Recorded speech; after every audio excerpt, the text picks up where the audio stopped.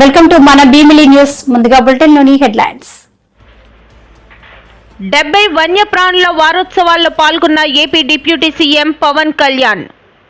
రిషికొండ నిర్మాణాలను ఎలా హ్యాండిల్ చేయాలో అర్థం కావడం లేదు. మంత్రి కందుల దుర్గేష్. గత ప్రభుత్వంలో భగవంతుణ్ణి భక్తుడికి దూరం చేసే కార్యక్రమం కొంత జరిగింది.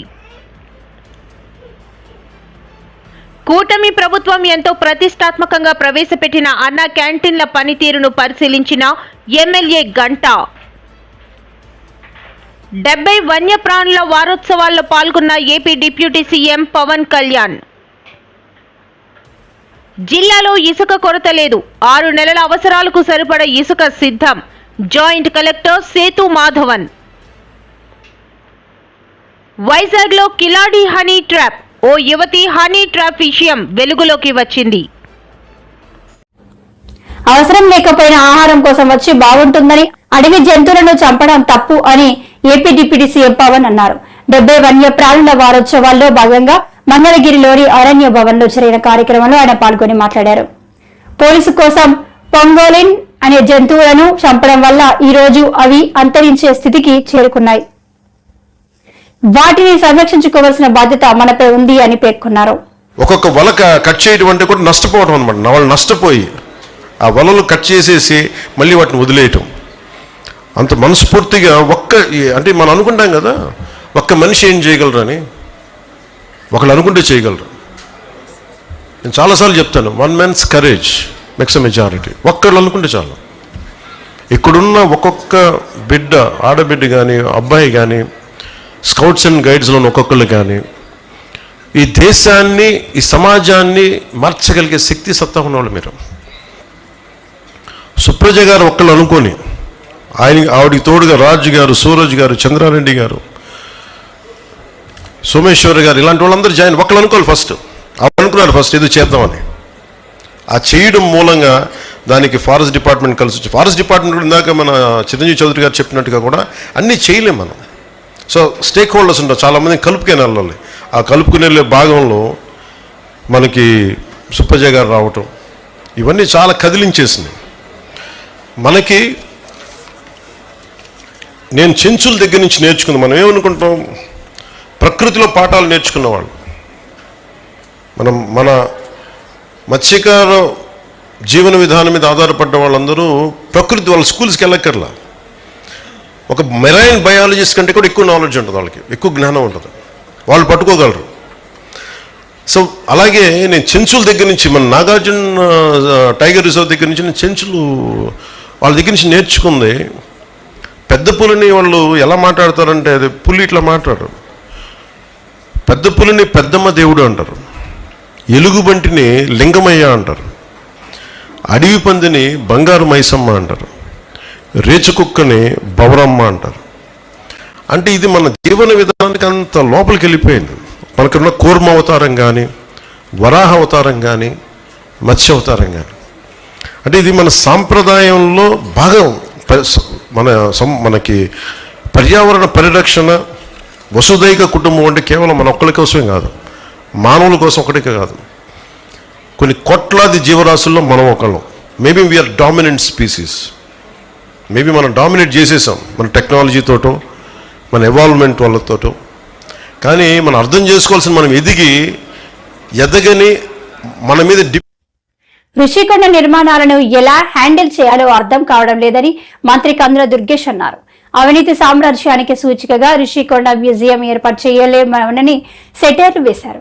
కొత్త టూరిజం పాలసీ రూపకల్పన జరుగుతుందన్నారు. టూరిజం పాలసీ అయిపోతుంది. ఇక రాబోయే 2025 నుంచి 2030 వరకు ఉండవలసినటువంటి టూరిజం పాలసీని అందరూ స్టేక్ హోల్డర్స్కి అనుగుణంగా ఉండే విధంగా, అదే సమయంలో పర్యాటకులను ఆకర్షించే విధంగా, పర్యాటక రంగాన్ని అభివృద్ధి పరిచే విధంగా పాలసీని తయారు చేయడానికి కృషి చేస్తూ ఉన్నాం. రాబోయే నెల రోజుల కాలంలో ఆ పాలసీ తయారవుతుంది. తిరిగి మళ్ళీ 25 ఏప్రిల్ నుంచి ఆ పాలసీ అమల్లోకి రావడం జరుగుతుంది. ఇదే సందర్భంలో కేంద్ర ప్రభుత్వంలో ఉన్నటువంటి పర్యాటక శాఖ మంత్రి గజేంద్ర సింగ్ షెకావత్ గారు కూడా ఆంధ్రప్రదేశ్ రాష్ట్రానికి ప్రత్యేకమైనటువంటి సహకారం అందించడానికి వారు ముందుకొచ్చారు. మొన్న సెప్టెంబర్ 9వ తారీఖున బెంగళూరులో దక్షిణాది రాష్ట్రాల టూరిజం మినిస్టర్ల యొక్క సమావేశం జరిగింది.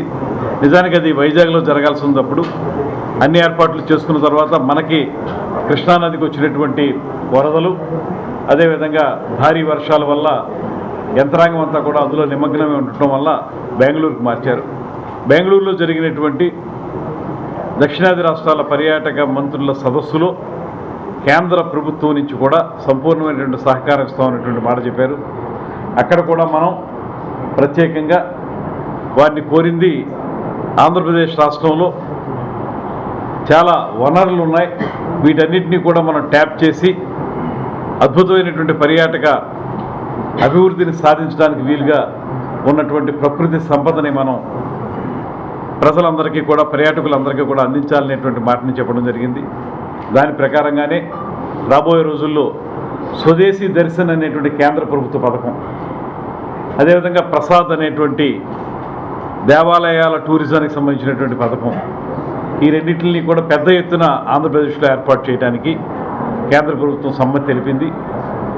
దాని ప్రకారంగా శ్రీశైలం ఆ పరిసర ప్రాంతాల్లో ఒక ఐకానిక్ ప్రాజెక్ట్, అదేవిధంగా బాపట్ల అక్కడ ఉన్నటువంటి సూర్యలంక బీచ్ దానికి సంబంధించినటువంటి పరిసర ప్రాంతాలతో ఒక ఐకానిక్ ప్రాజెక్ట్, అదేవిధంగా అఖండ గోదావరి పేరుతోటి తూర్పు పశ్చిమ గోదావరి జిల్లాల్ని కలుపుతూ ఒక ఐకానిక్ ప్రాజెక్ట్, అదేవిధంగా వైజాగ్లో ఇప్పటికే మనం లంబసింగి, బొర్రా కేవ్స్ వీటిని దృష్టిలో పెట్టుకుని ఆ ఎక్స్పీరియన్స్ తోటి ఒక ప్రోగ్రామ్ని స్వదేశీ దర్శనంలో శాంక్షన్ అయి ఉంది. దాన్ని త్వరలోనే పట్టాలెక్కించడానికి కూడా ప్లాన్ చేస్తూ ఉన్నాం. ఇదే విధంగా మహాసంగమేశ్వరంలో కూడా ఒక ఐకానిక్ ప్రాజెక్ట్ని స్టార్ట్ చేయాలనేటువంటి ఆలోచన చేస్తాం.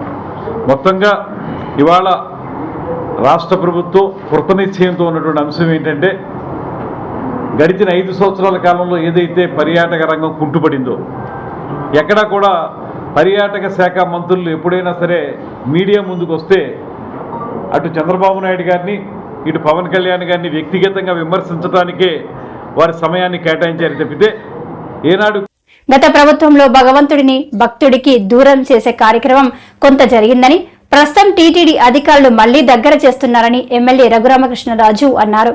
వీఐపీ బ్రేక్ సమయంలో కుటుంబ సభ్యులతో కలిసి ఆగిన శ్రీవారిని దర్శించుకున్నారు. ఆలయం వెలుపల రఘురామ మాట్లాడుతూ, ఉత్సవాల్లో సంబరాల్లో భాగంగా తిరుమల వెంకటేశ్వర స్వామి వారిని దర్శించుకోవడం జరిగింది. చాలా చక్కటి దర్శనం. బ్రహ్మోత్సవాల సందర్భంగా ఏర్పాట్లన్నీ కూడా చాలా చాలా చక్కగా వైభవంగా ఉన్నాయి. కొత్త ఈవో గారు, అడిషనల్ ఈవో గారు, వారి కమిట్మెంట్ చాలా స్పష్టంగా కనపడుతుంది.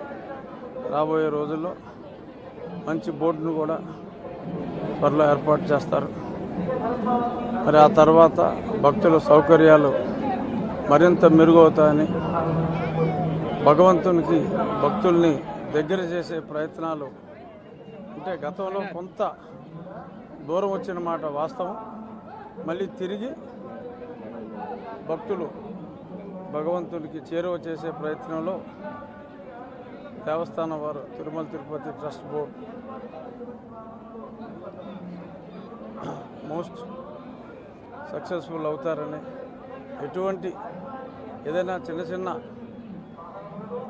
అవంతరాలు ఒకవేళ ఉన్నప్పటికీ కూడా సంప్రోక్షంతో అంతా ప్రక్షాళనం చేసి ఈరోజు అన్ని రకాల ప్రసాదాలు స్వీకరించడం జరిగింది. అంటే నేను వేరే వివాదాల జోలికి అసలు వెళ్ళదలుచుకోలే, కానీ ఇవాళ తిన్న ప్రసాదాలన్నీ కూడా చాలా చక్కగా, అంటే మనం టేస్ట్ గురించి కాదు మనం ప్రసాదం తీసుకునేది, అయినప్పటికీ కూడా గతంలో ఏ దినుసులు వాడేవారో, ఎంత పుటం వాడేవారో అదే ఎప్పుడో 5 ఏళ్ల క్రితం 10 ఏళ్ల క్రితం తీసుకున్న ప్రసాదంలాగా మళ్ళీ ఉంది.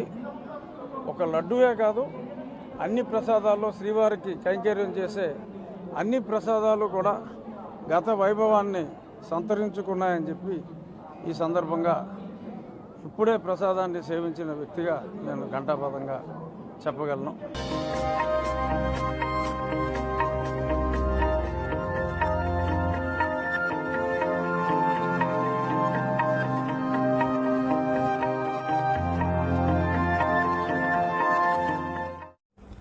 కూటమి ప్రభుత్వం ఎంతో ప్రతిష్టాత్మకంగా ప్రవేశపెట్టిన అన్న క్యాంటీన్ల పనితీరును ఈ రోజు మధ్యాహ్నం ఎమ్మెల్యే గంటా శ్రీనివాసరావు భీమిలిలో ఆకస్మికంగా తనిఖీ చేసి అక్కడే భోజనం చేశారు. రుచిపరంగా సంతృప్తికరంగా ఉండటమే కాకుండా పరిసరాలను కూడా పరిశుభ్రంగా ఉంచారని ఆయన నిర్వాహక సిబ్బందితో అన్నారు. అక్కడే భోజనం చేస్తున్న కొంతమందితో మాట్లాడారు. పేదవాడికి 5 రూపాయలకే కడుపు నిండా మంచి భోజనం అందిస్తున్న ముఖ్యమంత్రి చంద్రబాబు నాయుడును వారందరూ ప్రశంసించారు.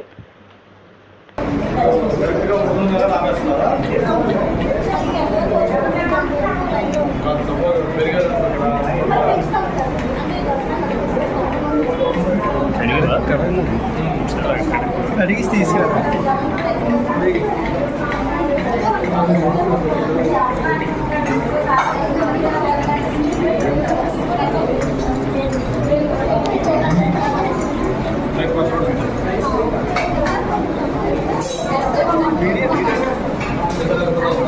మీడియా అంతే.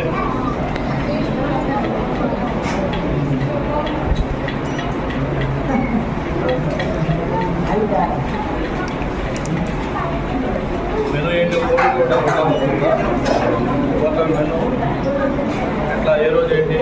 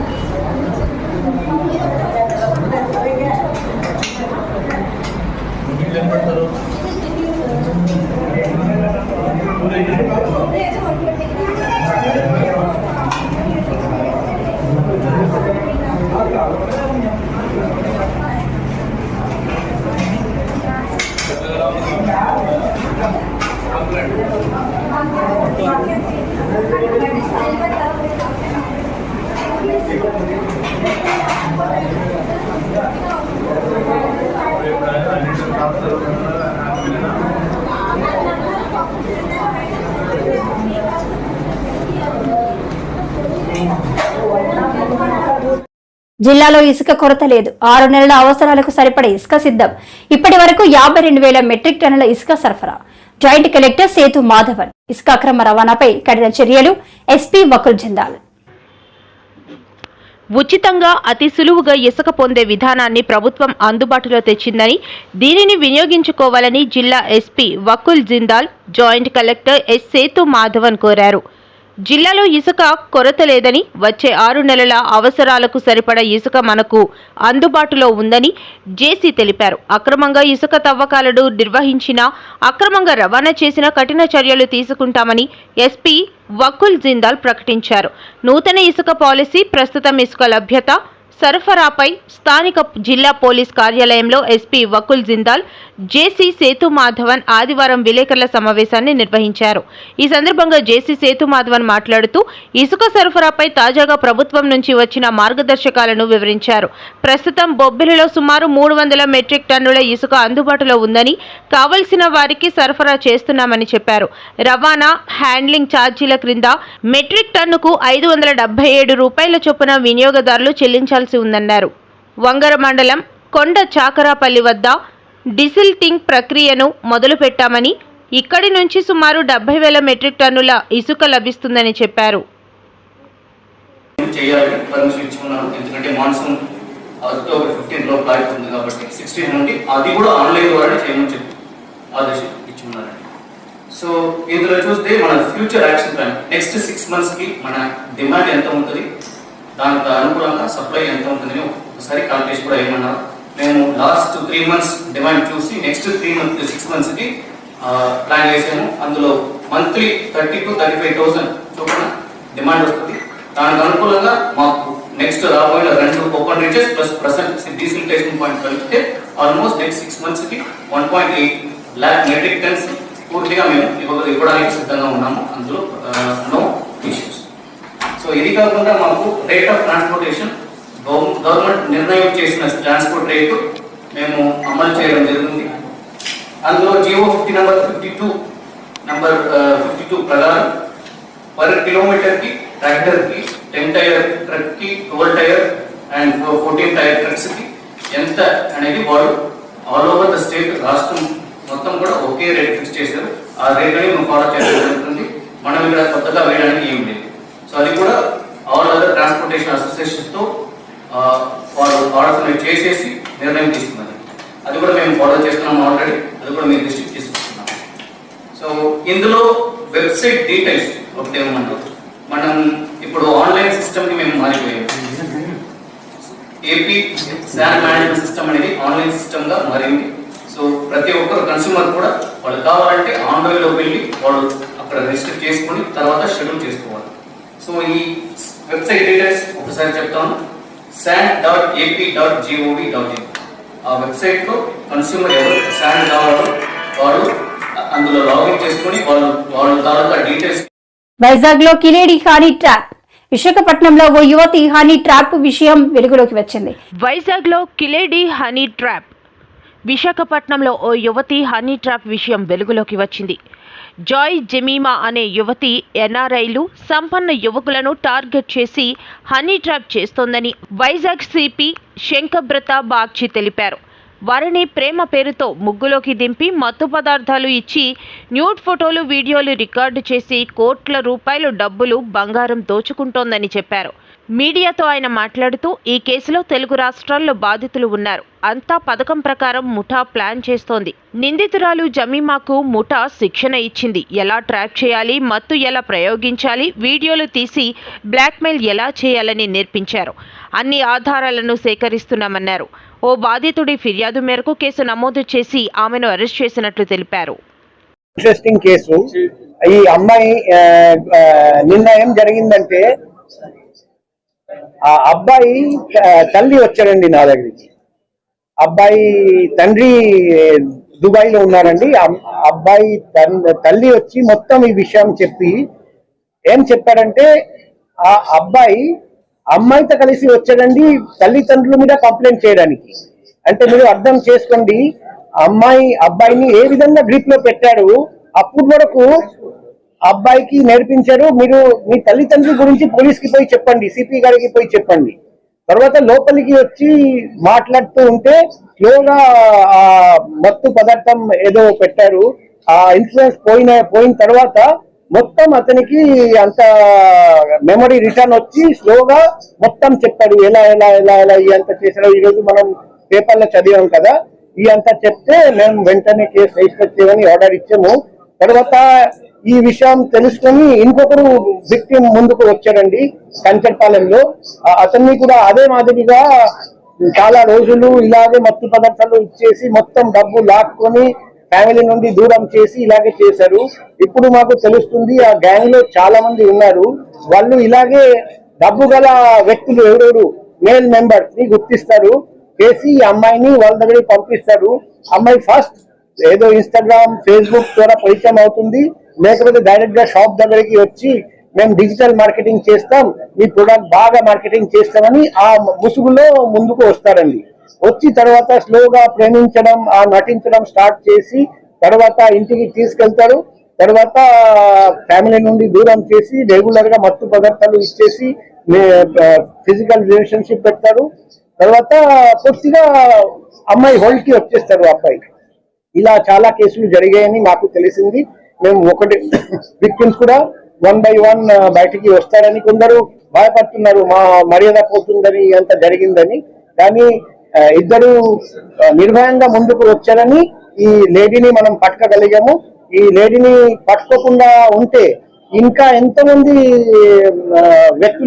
వ్యక్తులకు ఈయన ద్వారా హాని జరిగేది, అది మేము ప్రివెంట్ చేయగలిగాము.